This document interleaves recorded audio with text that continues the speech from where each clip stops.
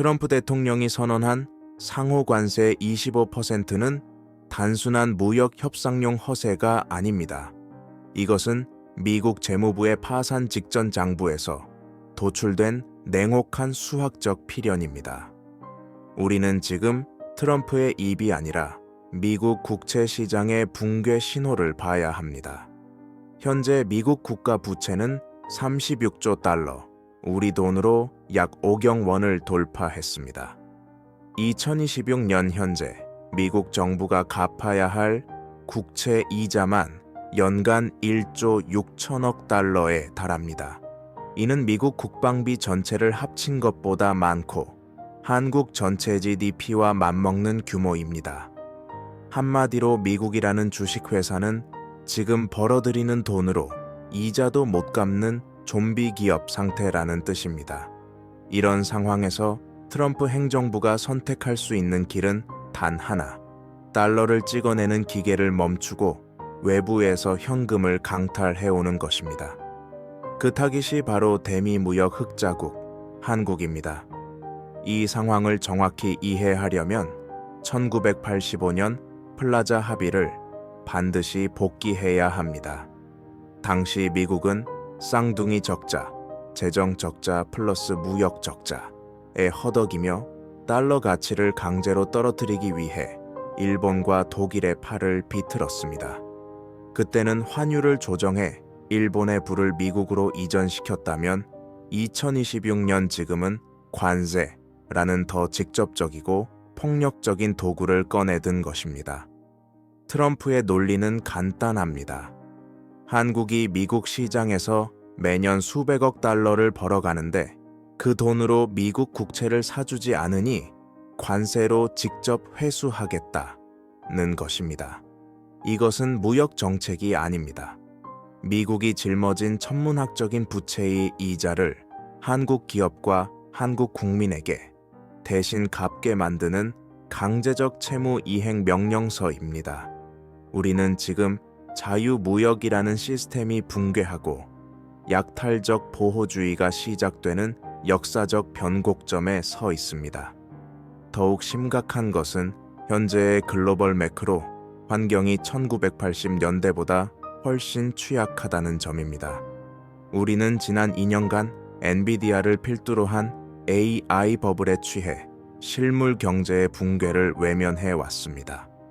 주식시장은 AI라는 테마로 뜨거웠지만 기저에 깔린 채권 시장은 발작을 일으키고 있었습니다. 연준 패드의 금리를 인하하려는 시그널을 보낼 때마다 시장 금리가 오히려 튀어오르는 기현상이 벌어지고 있습니다. 이는 투자자들이 더 이상 미국의 빚 갚는 능력을 신뢰하지 않는다는 증거입니다. 미국은 이 신뢰의 위기를 돌파하기 위해 미국 우선주의, America First를 넘어 미국 유일주의로 가고 있습니다. 한국의 반도체와 자동차에 25% 관세를 매기면 당장 한국 기업들은 가격 경쟁력을 잃게 됩니다. 하지만 미국은 상관없습니다.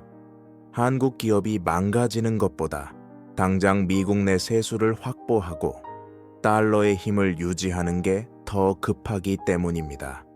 이 거대한 흐름은 결국 원화의 죽음으로 귀결됩니다. 관세 부과는 한국 수출 기업의 달러 벌이를 막습니다. 국내로 들어오는 달러가 줄어들면 원화 가치는 폭락합니다. 1달러에 1,400원을 넘어 1,500원, 1,600원이 뉴노멀이 되는 세상이 옵니다. 여러분이 지금 은행 예금에 넣어둔 원화 자산의 가치가 앉은 자리에서 20%부터 30%까지 증발한다는 뜻입니다.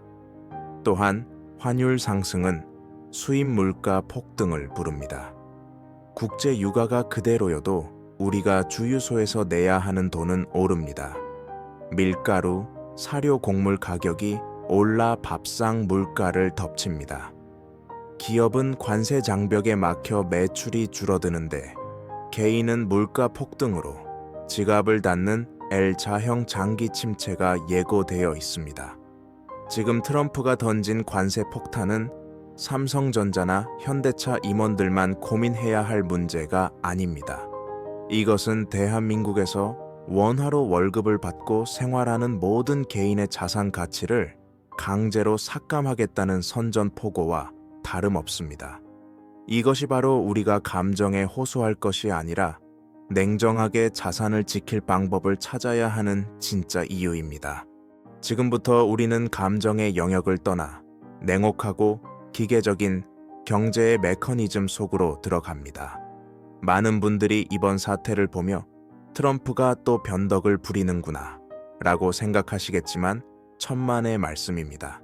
이것은 한 개인의 변덕이 아니라 고장난 자본주의 시스템이 생존을 위해 발버둥치는 반작용 리액션입니다. 이 거대한 기계가 왜 어떻게 고장났는지 그 설계도를 뜯어봐야만 앞으로 우리에게 닥칠 끔찍한 미래를 예측할 수 있습니다. 지금 작동하고 있는 메커니즘의 핵심은 바로 재정 우위, fiscal dominance라는 개념입니다. 과거에는 중앙은행 FED 금리를 올리면 물가가 잡혔습니다. 하지만 지금은 그 공식이 깨졌습니다. 왜일까요? 미국 정부가 빚을 너무 많이 졌기 때문입니다. 금리를 올리면 정부가 갚아야 할 이자 비용이 눈덩이처럼 불어납니다. 그 이자를 갚기 위해 정부는 또 국채를 찍어냅니다. 국채를 찍으면 시중에 돈이 풀리고 풀린 돈은 다시 물가를 자극합니다. 즉, 긴축을 하려고 금리를 올렸는데 오히려 정부 지출이 늘어나 부양이 되어버리는 역설. 이것이 바로 연준이 통제권을 상실한 재정 우위 상태입니다. 트럼프의 관세 25%는 바로 이 고장난 브레이크를 대신할 비상수단으로 등장한 것입니다. 금리로 돈을 빨아들일 수 없으니 관세라는 물리력을 동원해 타국의 달러를 강제로 흡수하겠다는 전략입니다. 이 메커니즘이 한국 경제에 치명적인 독이 되는 이유는 인플레이션 수출 때문입니다. 잘 들어보십시오. 미국이 한국산 제품에 관세 25%를 때립니다. 그러면 미국 내 물가는 오르겠죠. 물가가 오르면 연준은 금리를 내릴 수 없습니다. 고금리 장기화, 하이퍼, 포롱거가 확정됩니다. 미국의 금리가 높게 유지되면 전 세계의 자본은 이자를 많이 주는 미국으로 빨려 들어갑니다. 이것은 거대한 진공청소기와 같습니다.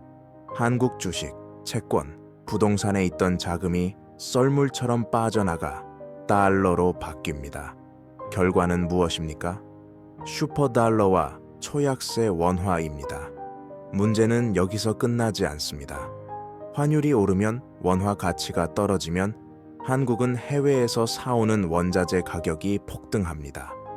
기름, 가스, 식량, 반도체 장비까지 모든 수입 비용이 30%부터 40%까지 치솟습니다. 미국은 관세를 통해 자신들의 빚 부담을 줄이지만 그 대가로 발생한 인플레이션과 경기 침체의 고통은 고스란히 환율을 통해 한국 같은 신흥국으로 전가됩니다. 이것이 바로 미국이 의도했든 의도하지 않았든 현재 작동하고 있는 인플레이션 수출 시스템입니다. 우리는 지금 미국이 싼 똥을 치우기 위해 우리의 구매력을 희생당하고 있는 것입니다.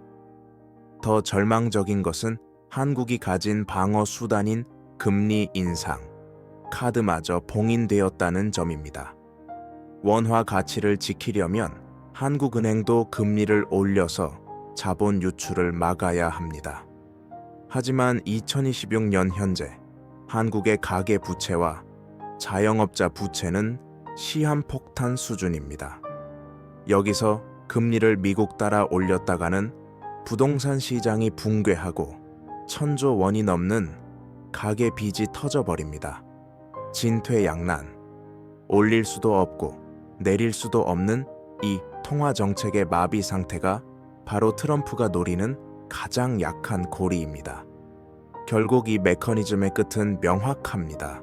미국은 관세 장벽 뒤에 숨어 달러를 흡수하며 독자 생존을 모색할 것이고, 한국은 그 장벽 밖에서 고환율과 고물가, 그리고 자산 가치 하락이라는 삼중고를 온몸으로 받아내야 합니다.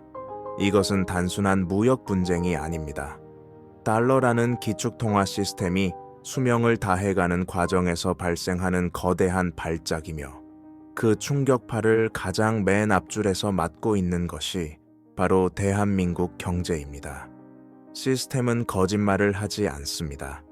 입력값이 과도한 부채와 보호무역이라면 출력값은 필연적으로 약소국의 부의 강탈일 수밖에 없습니다. 지금까지의 이야기가 단순한 음모론이나 지나친 공포 조장이라고 느껴지십니까?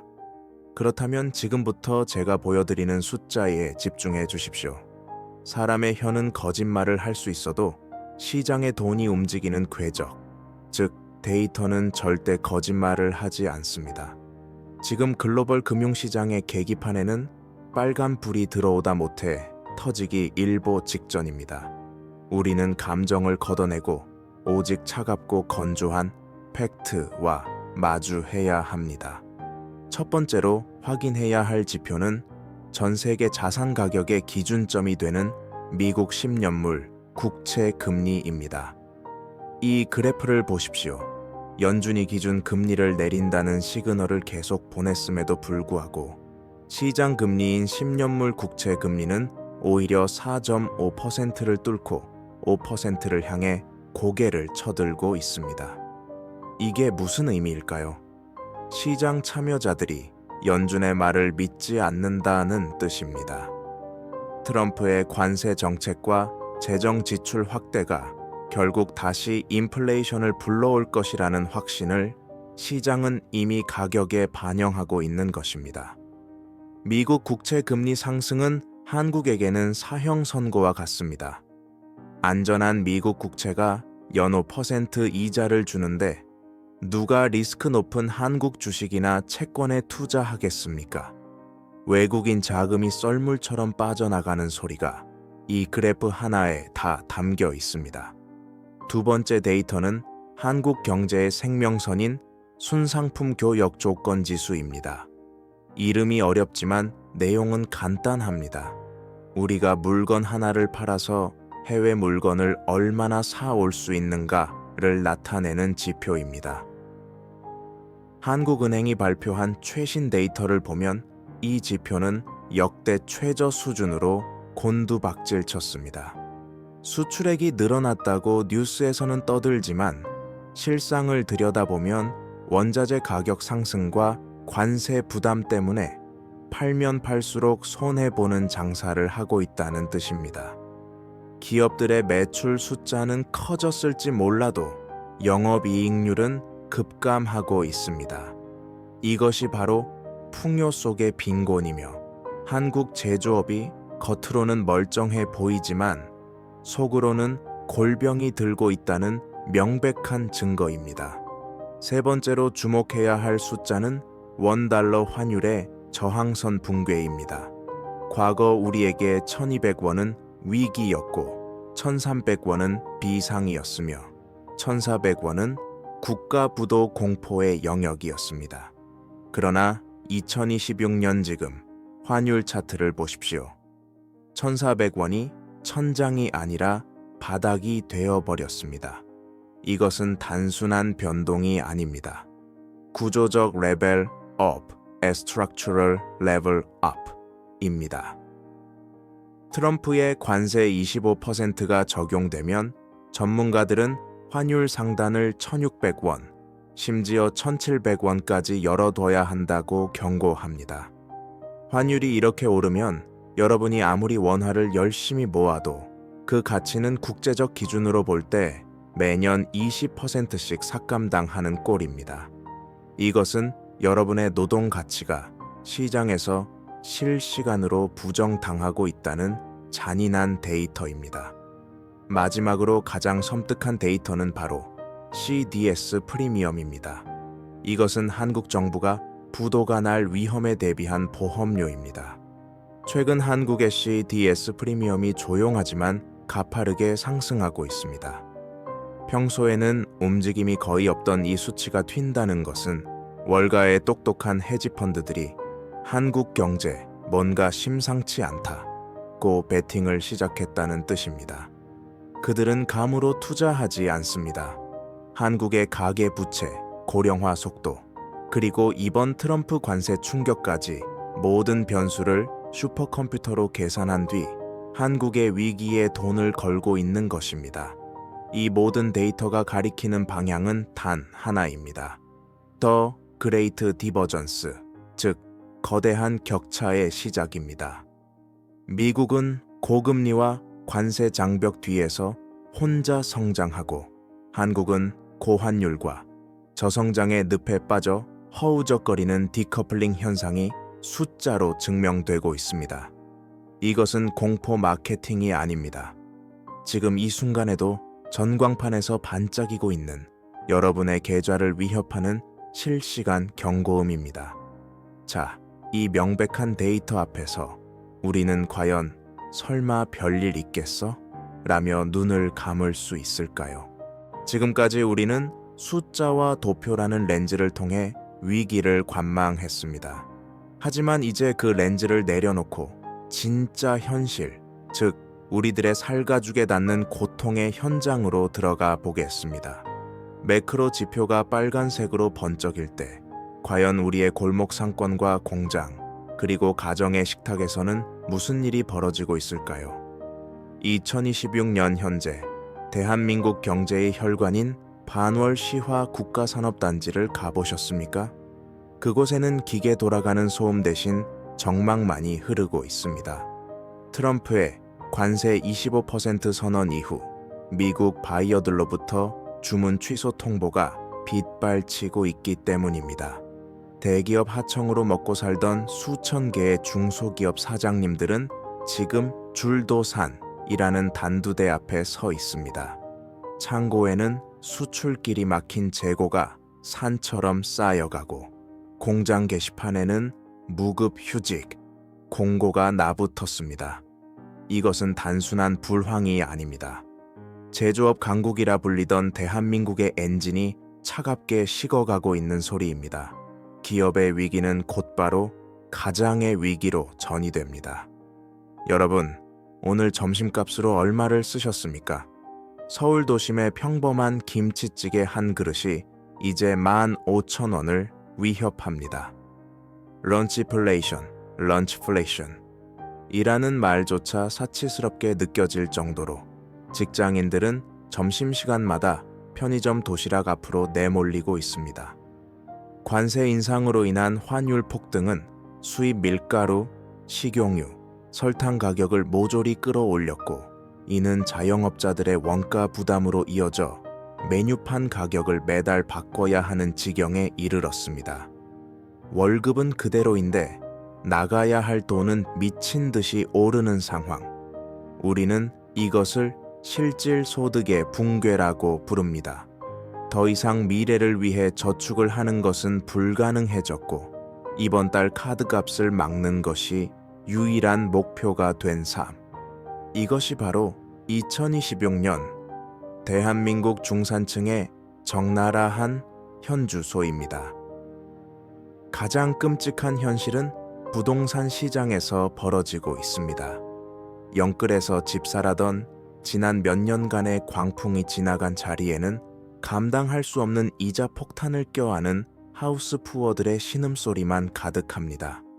미국의 고금리 정책이 장기화되면서 한국의 주택담보대출 금리도 요집우동입니다. 매달 월급의 절반 이상을 이자로 내고 나면 남는 돈으로는 쌀 한 포대 사기도 빠듯합니다. 건설 현장은 멈췄습니다. PF 프로젝트 파이낸싱, 대출이 막히면서 짓담한 아파트들이 흉물처럼 방치되어 있고 지방 건설사들은 하루가 멀다 하고 법정 관리를 신청합니다. 부동산 불패 신화는 깨진 지 오래입니다. 자산 가치는 떨어지는데 빚은 그대로인 상황.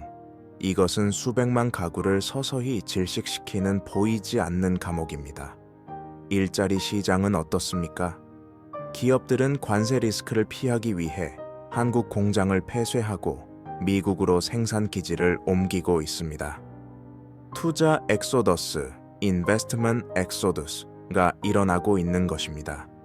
국내에 남는 것은 저임금 서비스업이나 단기 아르바이트 같은 불안정한 일자리뿐입니다. 청년들은 대학을 졸업하고도 갈 곳이 없어 쉬었음. 인구로 분류되고 은퇴한 가장들은 생계를 위해 다시 배달 오토바이에 몸을 싣습니다. 양질의 일자리가 사라진 사회에서 개인의 노력은 배신당하기 일쑤입니다. 열심히 일하면 잘 살 수 있다는 명제는 이제 옛날 이야기가 되었습니다. 아무리 발버둥 쳐도 거대한 거시경제의 파도 앞에서 개인이 할 수 있는 것은 생존을 위해 숨을 참는 것밖에 없는 무력감. 이것이 2026년 한국 사회를 지배하는 진짜 정서적 공황입니다. 우리는 지금 스태그플레이션,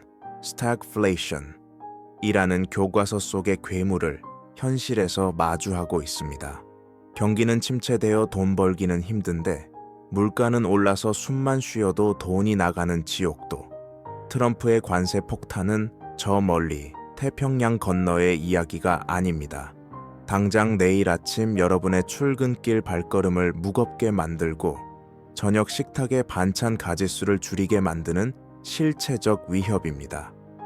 통계청의 차가운 숫자가 말해주지 않는 폐업한 가게의 셔터 내려가는 소리와 텅 빈 지갑을 바라보는 한숨 소리. 이것이 바로 우리가 뼈저리게 겪고 있는 2026년의 더 리얼리티, 진짜 현실입니다. 이제 마지막 퍼즐을 맞출 시간입니다. 우리는 위기의 원인과 메커니즘, 그리고 현재의 고통을 확인했습니다. 그렇다면 남은 질문은 단 하나입니다. 앞으로 6개월, 그리고 1년 뒤, 과연 내 자산은 살아남을 수 있을 것인가? 저는 이 질문에 대한 답을 희망이 아닌 전략으로 제시하려 합니다. 감에 의존하는 투자의 시대는 끝났습니다. 지금부터는 거대한 거시경제의 파도 위에서 서핑을 하듯 살아남는 생존 로드맵이 필요합니다. 2026년 하반기, 우리가 마주하게 될 시나리오는 크게 두 가지 갈림길로 나뉩니다. 첫 번째 시나리오는 제2의 플라자 합의, 즉 극적인 타협입니다. 한국 정부가 미국산 셰일 가스와 무기를 대거 수입하고 삼성과 현대차가 미국 현지 투자를 획기적으로 늘리는 조건으로 관세를 면제받는 경우입니다.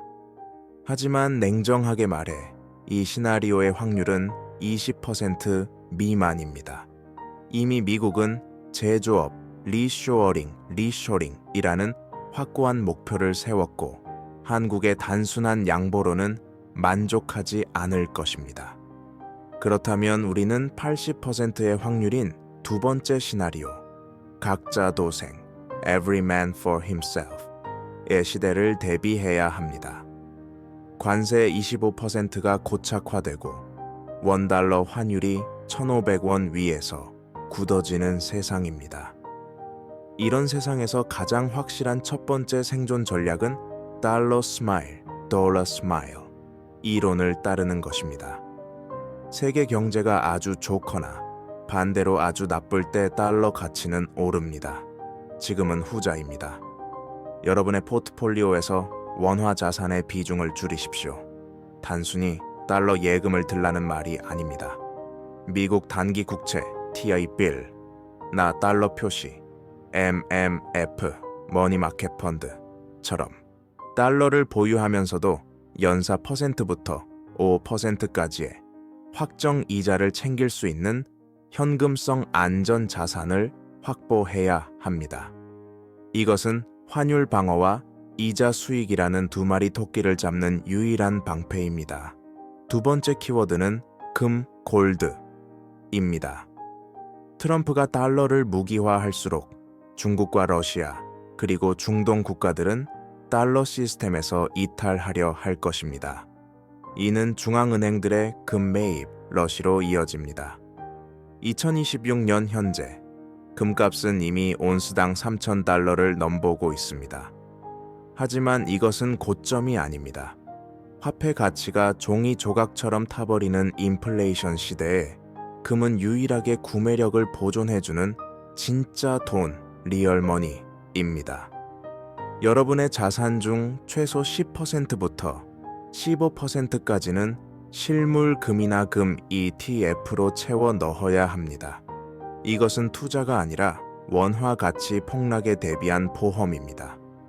세 번째 전략은 주식 시장에서의 바벨 전략, 바벨 스트래티지입니다. 어중간한 기업은 다 죽습니다. 양극단에 있는 기업만 살아남습니다. 한쪽에는 앞서 말한 달러를 벌어오는 기업을 담으십시오.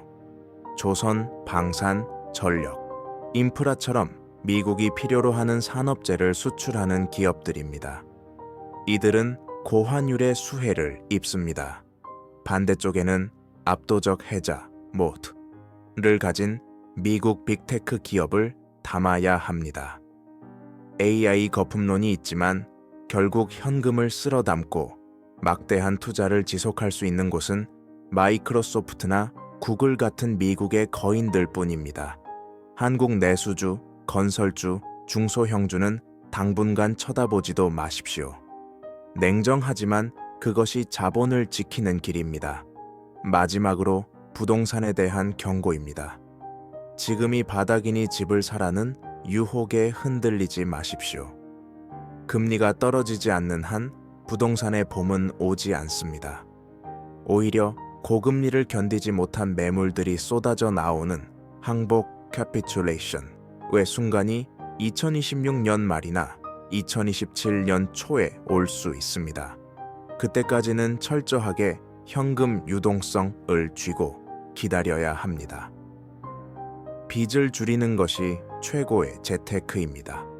변동금리 대출이 있다면 무조건 고정금리로 갈아타거나 원금을 상환하십시오. 현금 흐름이 막히는 순간 헐값에 자산을 던져야 하는 비극의 주인공이 될 수 있습니다. 우리는 지금 익숙했던 성장의 시대와 작별하고 낯설고 거친 변동성의 시대로 진입했습니다. 트럼프의 관세 25%는 그 시작을 알리는 신호탄일 뿐입니다. 정부가 구해주기를 기다리지 마십시오. 각국 정부는 자신들의 빚을 해결하기에도 벅찹니다. 여러분의 부를 지킬 수 있는 사람은 오직 깨어있는 여러분 자신뿐입니다. 오늘 제가 말씀드린 거시경제의 흐름, 이 매크로 웨이브를 타느냐, 아니면 휩쓸려 익사하느냐. 그 선택은 이제 여러분의 손에 달려 있습니다. 부디 냉철한 이성으로 다가오는 폭풍 속에서 단단한 방주를 준비하시길 바랍니다. 이상으로 다큐멘터리를 마칩니다.